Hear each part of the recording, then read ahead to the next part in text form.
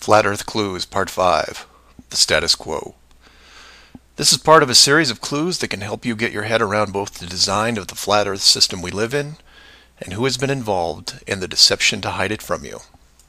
This clue covers the inevitable and sometimes frustrating question of why the authority would go to all the trouble of hiding the flat Earth. My hope here is to show you different angles and a progression of events, all of which lead to a very changed world, both physically and mentally. To open, we have to go way back to when the world was a much more simple place. You had your 5 major religions, including Buddhism, Hinduism, Judaism, Islam, and Christianity. Each of these groups had their own version of what is known in Genesis as the firmament, or the flat circular world enclosed by a solid dome-like barrier from where the creator, or creators, looked on. I'm not going to explore all the subtle differences between the groups. Suffice it to say that it's interesting that despite their differences that led to acts of horrible violence between them, there was no real Earth model debate. So around 500 years ago, the science community, led by Copernicus, who probably had a little help, introduced what we now know as the heliocentric, or globe model of the world, which in turn changed the solar system, galaxy, and so on. The religions, seeing that this globe model was gaining popularity, feared a loss in the fan base, so they all adapted their religion to include the globe model. From their point of view, it was a small change from a circular to a globe world, and really, in a few generations, who would remember anyway? So the churches, mosques, temples wrapped up their flat Earth model in a metaphoric soft cloth and put it in the drawer with the good silver for safekeeping. Remember this, because we'll come back to it later. And hundreds of years went by, with science promoting all the aspects of the globe, and the religions promoting their beliefs upon this globe. The world kept spinning, so to speak, and everyone was happy. Then in the early part of the 1900s, you get this pesky explorer named Richard Byrd.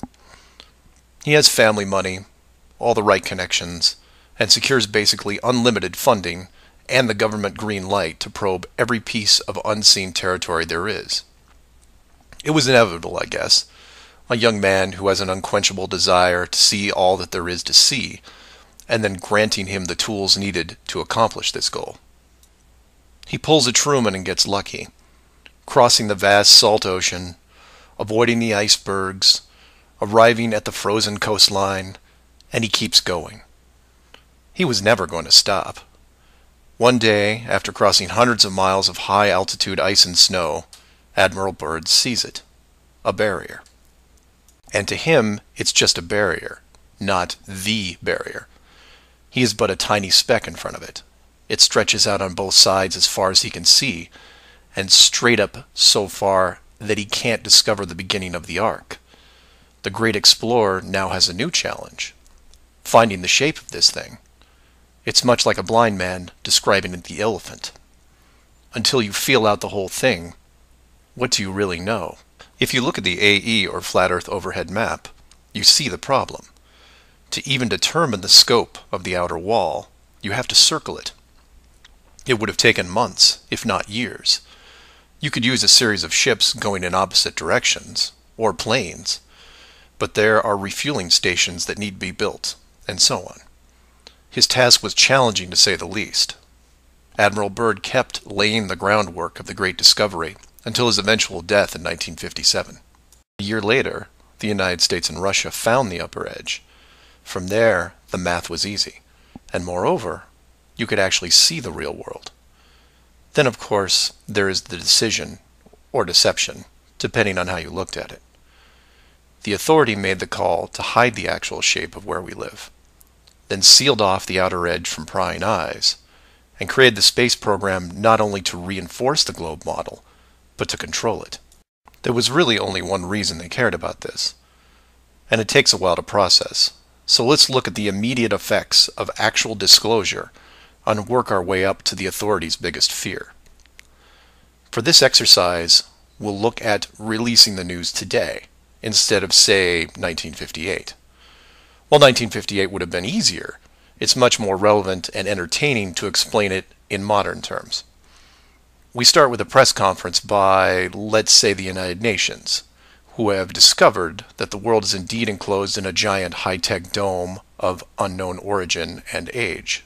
The public reacts with wonder and awe, trying to take in the sheer scope of this announcement.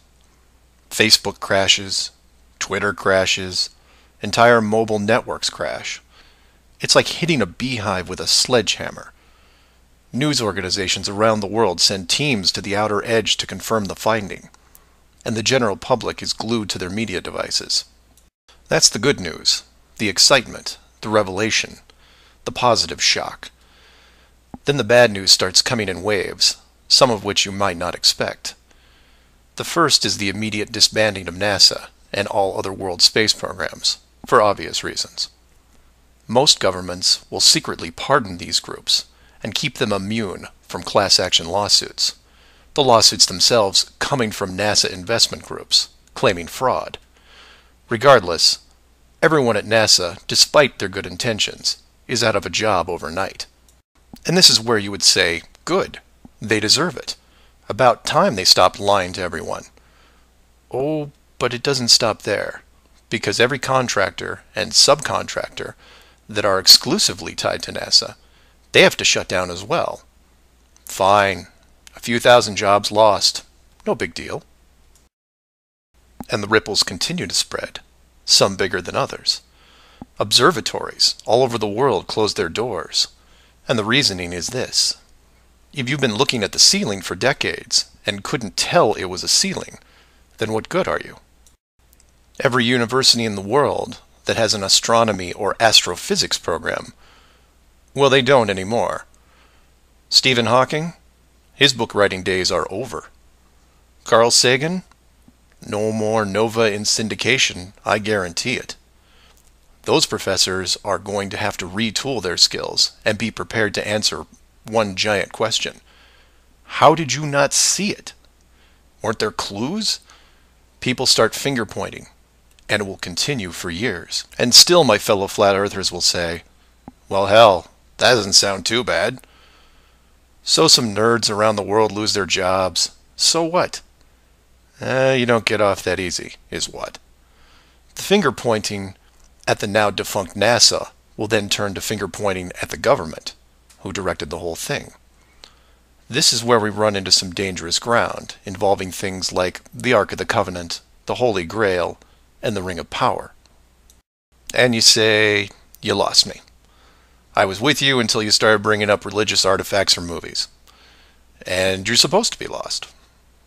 Of the 5 major religions we mentioned earlier, those being Buddhism, Hinduism, Judaism, Islam, and Christianity, none have been able to produce a supernatural object over the last 5,000 years. And trust me, it would be beneficial to do so.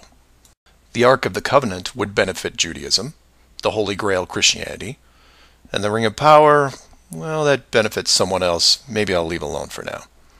The point is that all religions are actively seeking their leverage against science. You've heard of the division between church and state. Well, here it is. Advantage church. The barrier becomes a giant religious symbol, and since it is backed by the Big Five, it also becomes universal.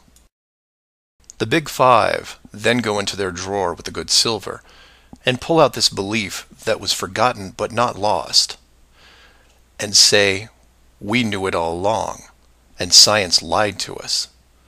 Temporarily, all religions unite against science, who has been only moderately weakened by the removal of their astronomy and astrophysics divisions. But the public won't care, because they will listen to the group shouting the loudest, and no one yells louder than the church. They will scream with righteous fury that the dome was built by our God, your God, and the people will turn to science and hear nothing but crickets. And that's where the world changes, because in times of great stress, the public will want words, and while religion has no shortage of them, science simply is incapable of taking leaps of faith. I'll take a glass half full approach and say that anyone listening to this is probably an intelligent, rational person, one who can make informed decisions outside of the conventional doctrine. But for every one of you, there are hundreds, if not thousands, of mouth-breathing troglodytes who will not walk but run to the respective house of religion and say, "You were right about this. What else can you teach me?" This is what fills the current authority with pause. The unknown response to that question. Will religion take the high road and work with what remains of science to discover the truth? It's possible, I suppose. It's also possible that religion will combine this technologically advanced society with a revitalized and aggressive doctrine that then transforms daily life into something that makes the book 1984 seem like a Saturday morning cartoon show. I'm hoping that mankind will prove me wrong, but so far, that isn't the case. So do some of your own research and ask questions. Please feel free to email me at msargent23@comcast.net or 303-494-6631.